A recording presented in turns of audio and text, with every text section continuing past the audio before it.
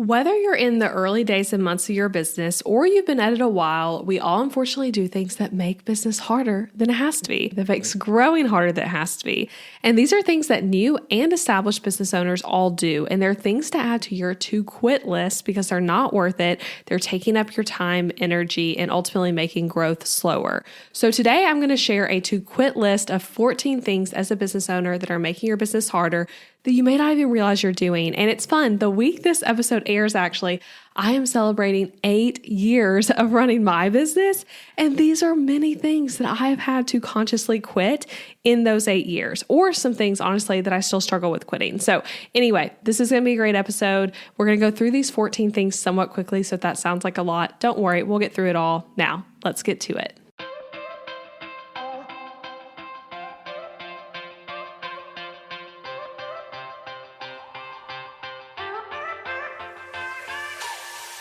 Hey guys, I'm Elizabeth McCravey, an online educator for entrepreneurs, website designer, wife, boy mom, and your host for the Breakthrough Brand podcast, the show that's all about pulling back the curtain on how to actually build a successful business.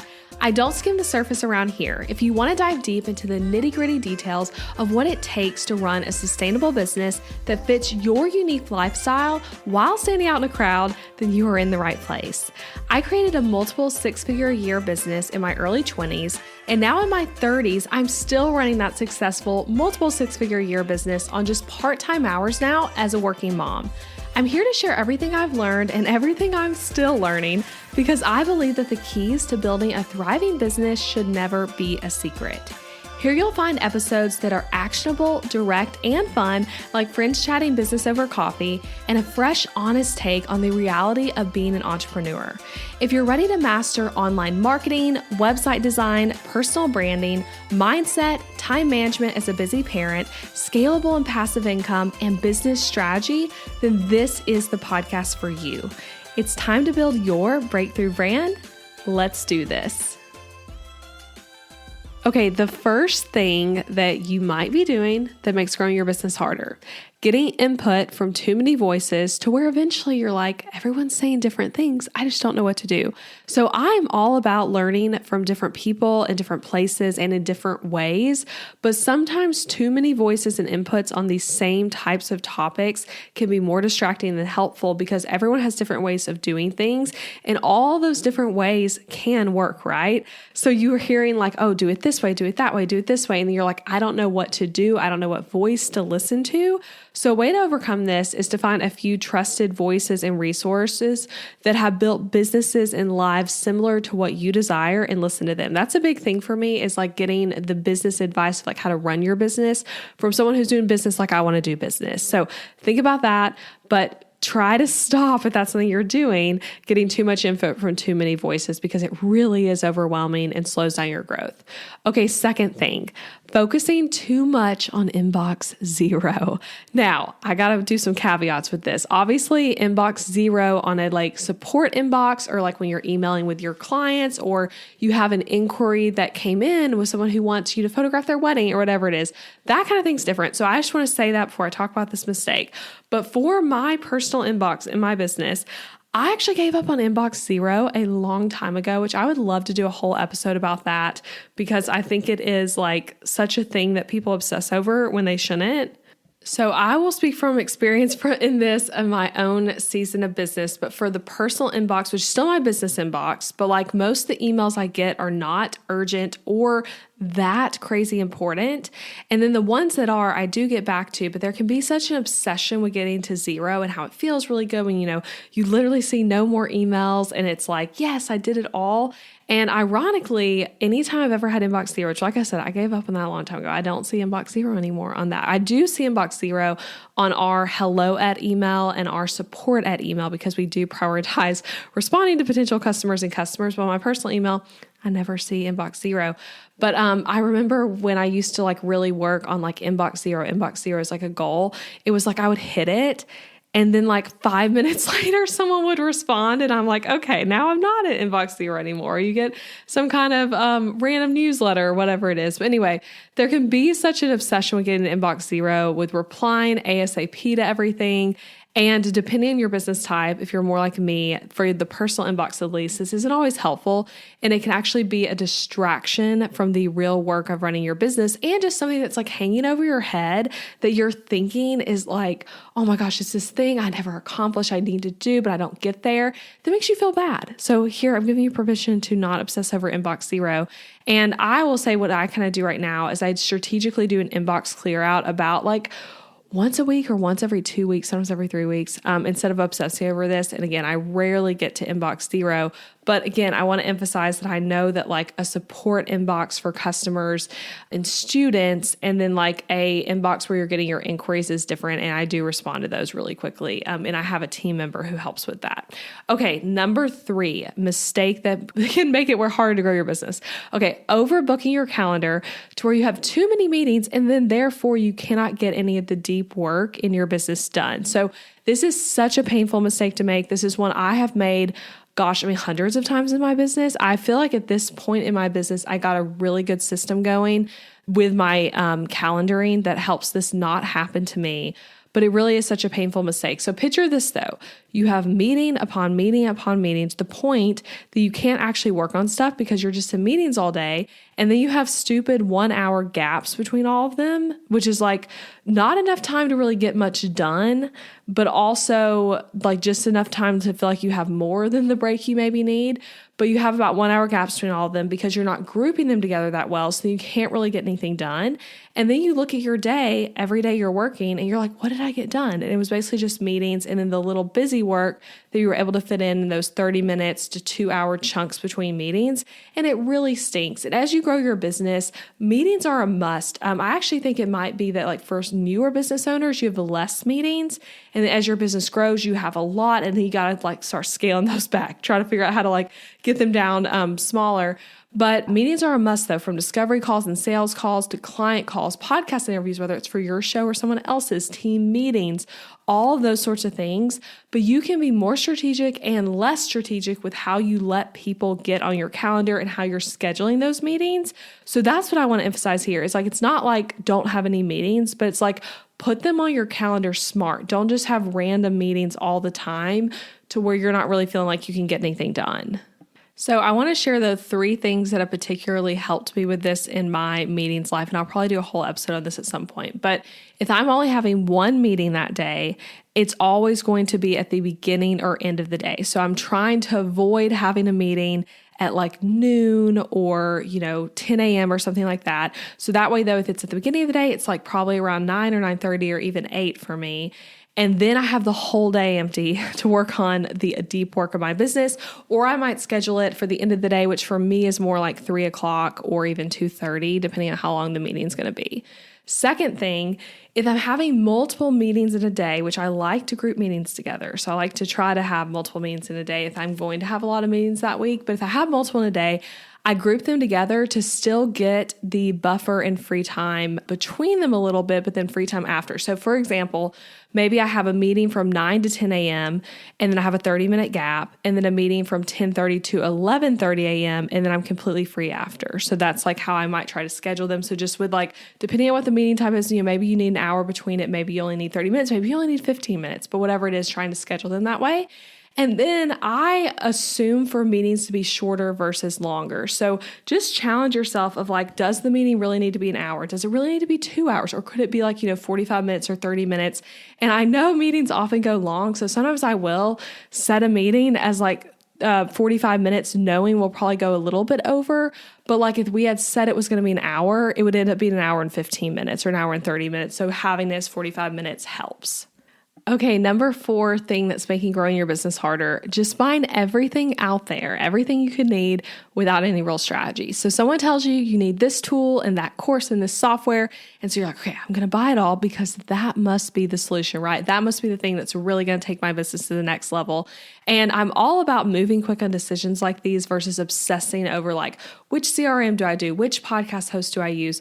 But at the same time, you can move too fast and end up with a ton of expensive subscriptions that you don't need, or courses you never take, or memberships you never even log into just because someone told you you need to buy it, and there was scarcity. So the platform or the course or the membership or whatever it is can't work for you unless you use it and need it. So a better solution is being strategic with what you buy and being willing to spend, but being willing to spend on the right things versus just like the thing everyone tells you you need. So that's number 4. And number 5 is very similar and on the other side of things though, but being unwilling to spend money to make some money. And I both hate and love the phrase, you have to spend money to make money, right? We've all heard that. And I hate it because people overuse it as a concept to talk about how much they spend on their growth in order to sell you stuff. So, you hear the person being like, I've spent $100,000 on masterminds in the course of my business, and that's how I'm so rich.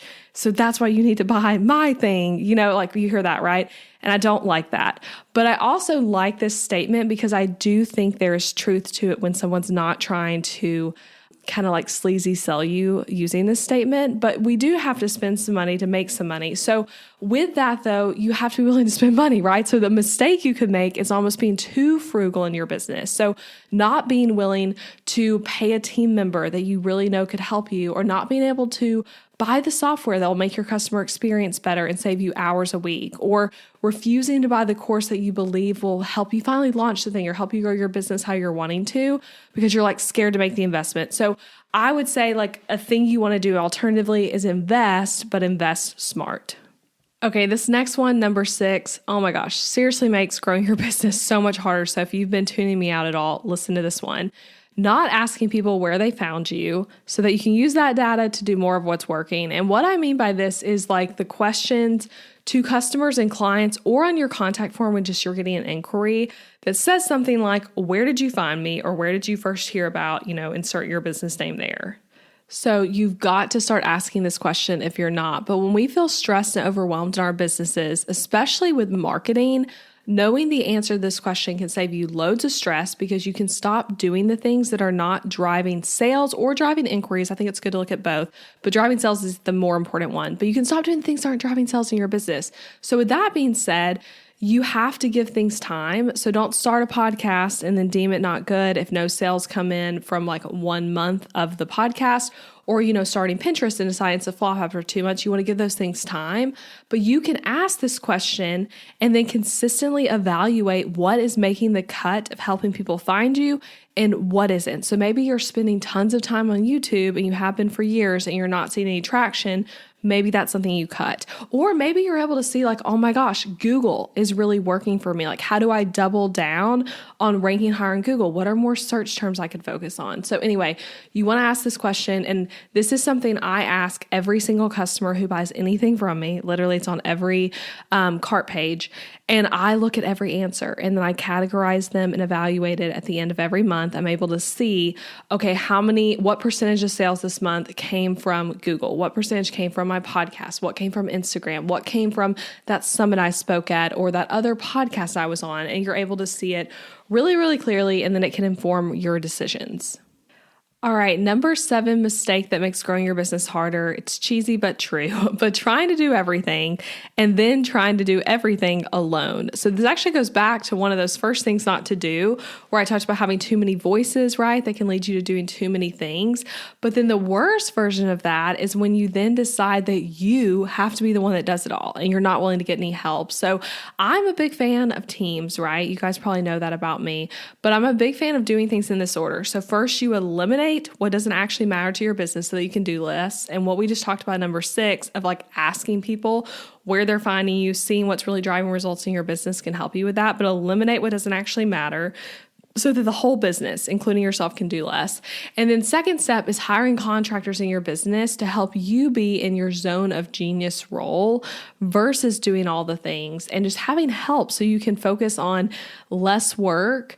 And also like when you are working on the things that only you can do. Like for me, this podcast, right? Like this is something that only I can do. And I'm the one that outlines every episode. I don't have a team member like coming up with what to say for me or anything like that. Like I outline this myself, and this is something I want to do. But there are things related to my podcast, related to customer support for my business or email marketing that I can get help with. And so I get help with those things. And that ultimately helps me run my business better. Okay, number 8 thing that makes growing your business harder. scrolling on social media and calling it work. So as business owners, I would say we have it tough with social media time wasting because an hour spent on Instagram could be an hour of wasted time, or it could be an hour of growing our businesses. It's really hard to tell. You look the same. You're just on your phone. And it's like, what is she doing? Is it helpful? Is it not? You don't really know. And so it can kind of feel the same to us, right?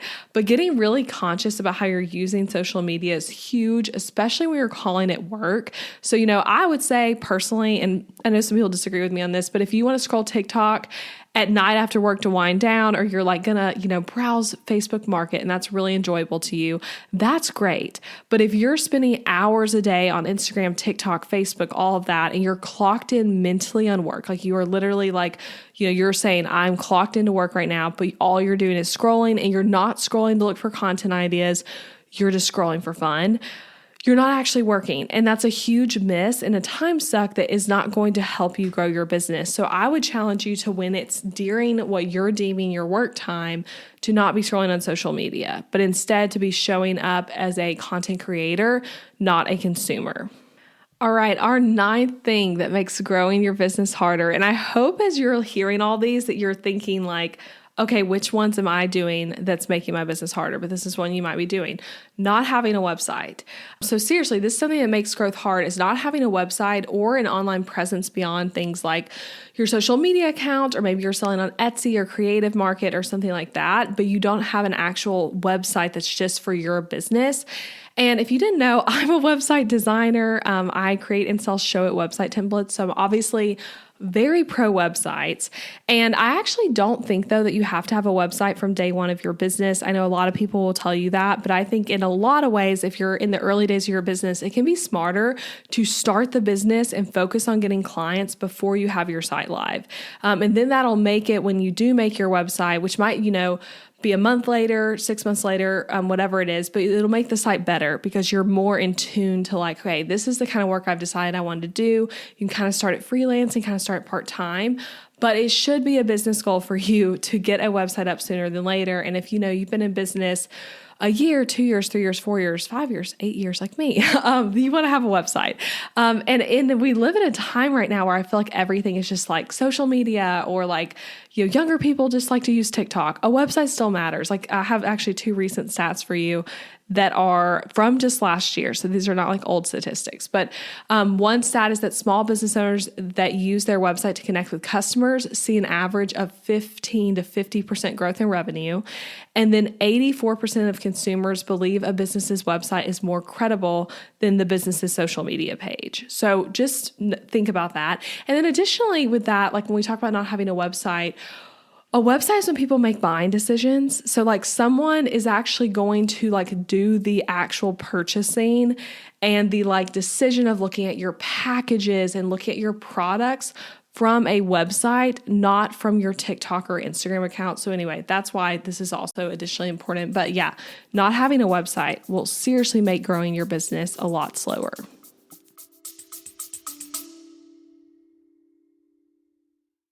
Interrupting this episode with a suggestion for the small business owners listening.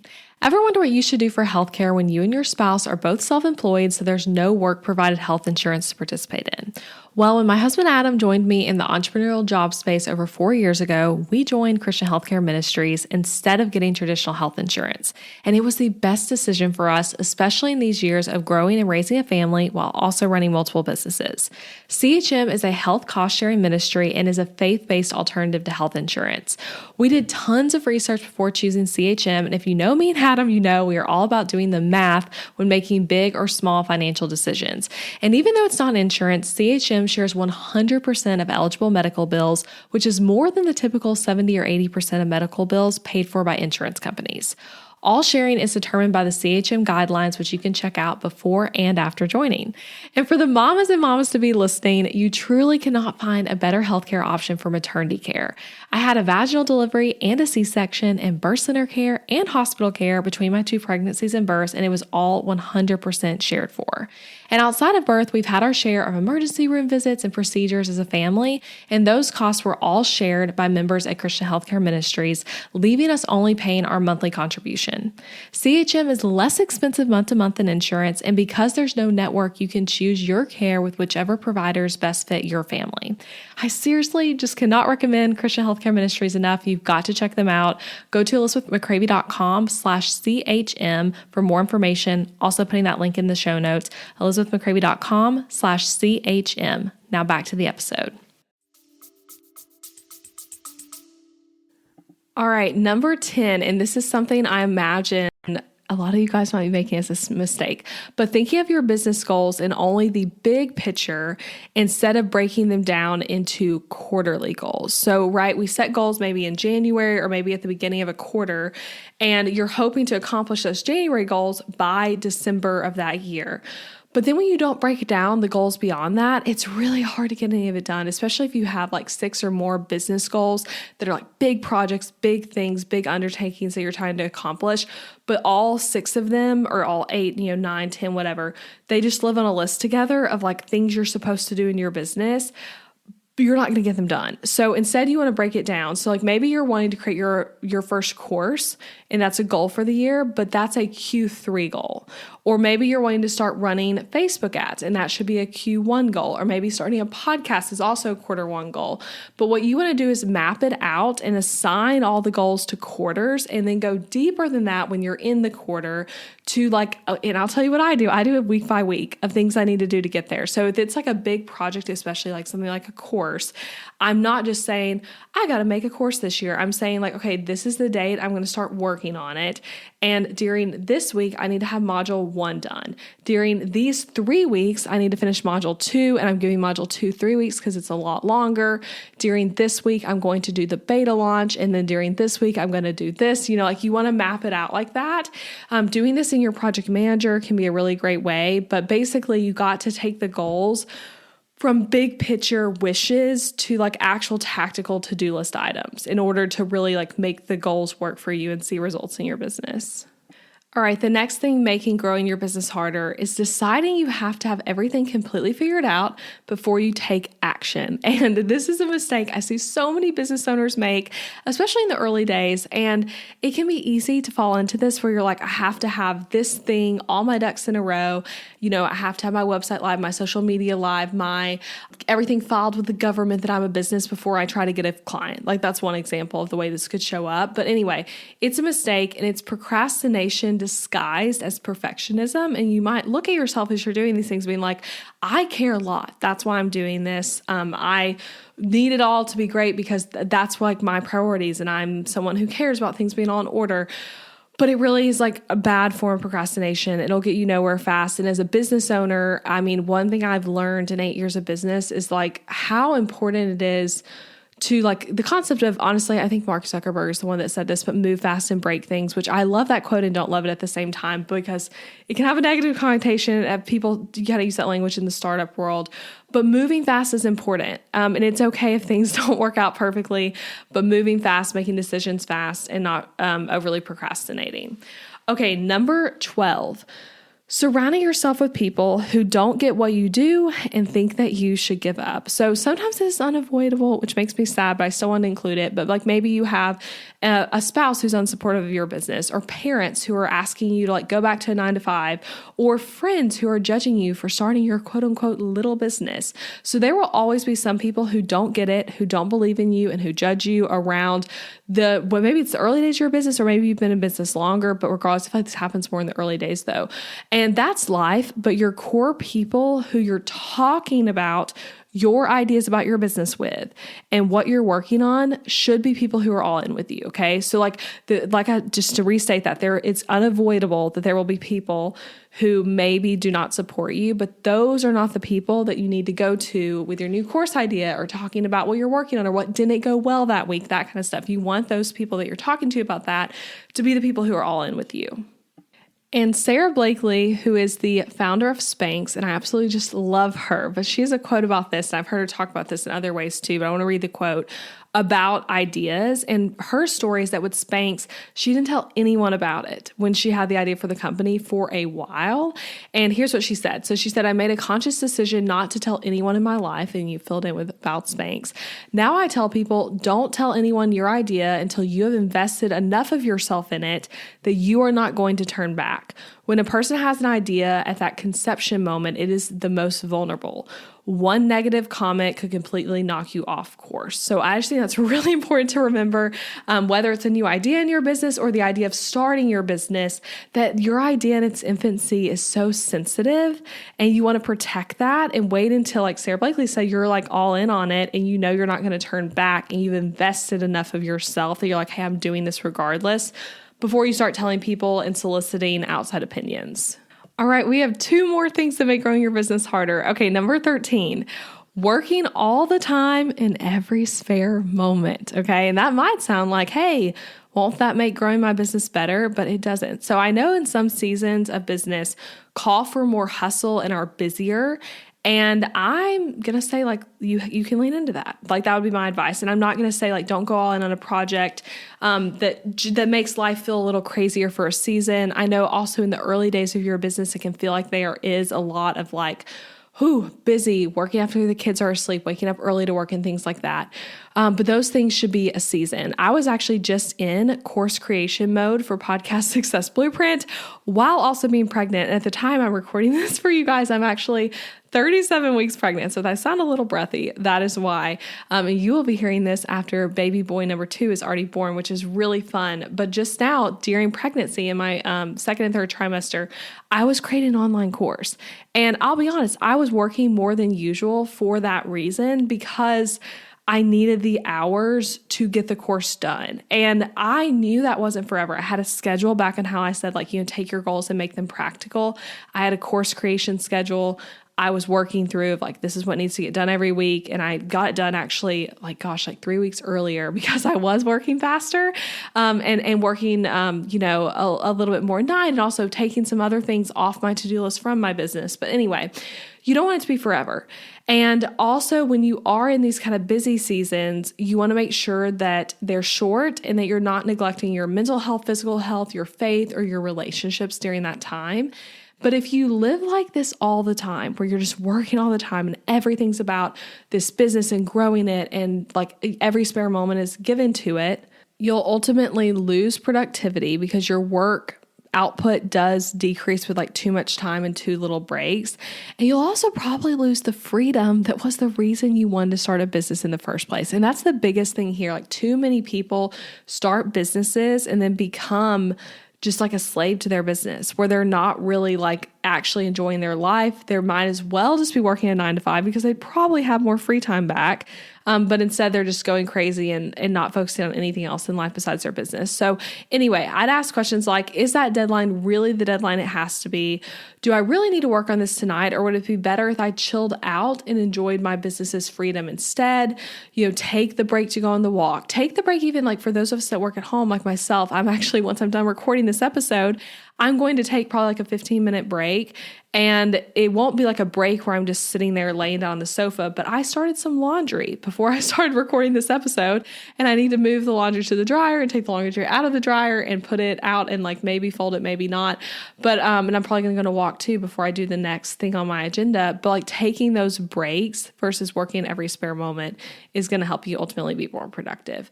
Okay, now the last one, and these were all in no particular order, but this one's a really good one. Focusing tons of your energy on those unfollows you're getting on social media, and then also looking at who is unsubscribing from your email list. So I want to be clear, I'm not saying don't pay attention ever to getting unfollowed and don't pay attention at all to unsubscribes. So for example, if you send an email out and you get tons of unsubscribes much higher than normal, that should be something you check out. Or maybe you do a reel and all of a sudden you have a huge follower drop. I'm not saying to ignore those things, but if every time you send an email, you're immediately looking at who unsubscribed and you're feeling hurt by it of like, why does this person not want to be on my email list? I'm so hurt. What did I do wrong?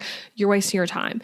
And then if every day you're looking at your unfollows on Instagram, or worse, if you're using one of those apps that tells you who unfollows you, I think those still exist. I know they used to. I'm pretty sure they still do. But if you're like looking at that and wanting to see like specific people who are unfollowing you, that's also another thing that's a waste of time. And that's data in your business that like can be really helpful, right? Like it can be helpful, like I was saying, of like if you have a huge decrease in a number, be able to look at why, but it also can just be information that upsets you when you don't really have the full picture from just knowing that bit of information.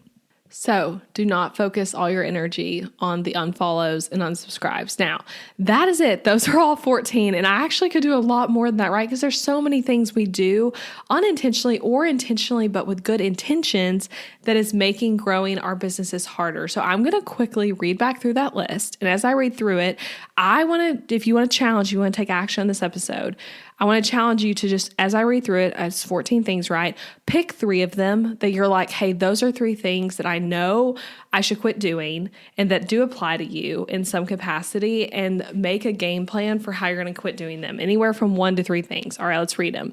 All right, 1, getting input from too many voices to where you just don't know what to do. 2, focusing too much on inbox 0. 3, overbooking your calendar to where you have so many meetings that you can't get any of the deep work done in your business. 4, buying everything there is out there that could help your business, but without strategy. And then 5 was the opposite of that, of where you're being unwilling to spend money to make some money. 6, not asking people where they found you on your website, not asking potential inquiries or customers so you can use that data. 7, trying to do everything and doing it all alone. 8, scrolling social media during work hours and calling it work. 9, not having a website. 10, thinking your business goals, thinking about them only in the big picture instead of breaking them down into quarterly goals. 11, deciding you have to have everything completely figured out before you take action on stuff. 12, surrounding yourself with people who don't get what you do and think you should give up, and then telling those people about what's happening in your business. And then 13, working all the time in every spare moment. And 14, focusing energy on your unfollows and unsubscribes on your email list. So that is it. And I hope, again, some of those will be encouraging to you as ways to take action, things to stop doing. And again, these are all things that I've learned over 8 years in business as I celebrate my 8-year business anniversary this week. So I hope this was helpful to you. If you have a business friend who you're like, oh my gosh, they need to hear this list because I know they're thinking about unsubscribes all the time, or like, you know that they're feeling like they have to work all hours or whatever it is, please send this to them so this can help them as well. And that's it though. I'll be back next week with another episode. Thank you guys for listening to the end. Hey, thank you for listening to the podcast all the way to the end. I appreciate you being here. And if you enjoyed this episode, then I want to invite you to check out my website template shop too. Over on ElizabethMcCravey.com, you'll find Showit website templates that are easy to use, strategically designed, and created to help you make more money from your website. Maybe your current website is really boring, maybe it's a challenge to update, and maybe it's even the thing you feel like is holding your business back. Your website needs to be strategically and intentionally designed in order for it to convert your viewers into raving customers, and that's exactly what my templates do. These templates are designed to be SEO friendly on the back end, not just pretty, and also strategic with all the strategies I teach on this show, and they are easy for you to set up all by yourself. So shop them at ElizabethMcCravey.com/shop and come join thousands of happy customers using these templates. And as an added perk, you can use the code BBPodcast at checkout to get 10% off your template as a thank you for being part of the podcast fam. Again, that's BB Podcast for 10% off any template over on ElizabethMcCravey.com. Also, if you loved this episode, leaving a rating and review for the show on wherever you're listening or sharing it with a friend is a great way to support this podcast. Thank you again for listening, and I'll be back next week with a new episode.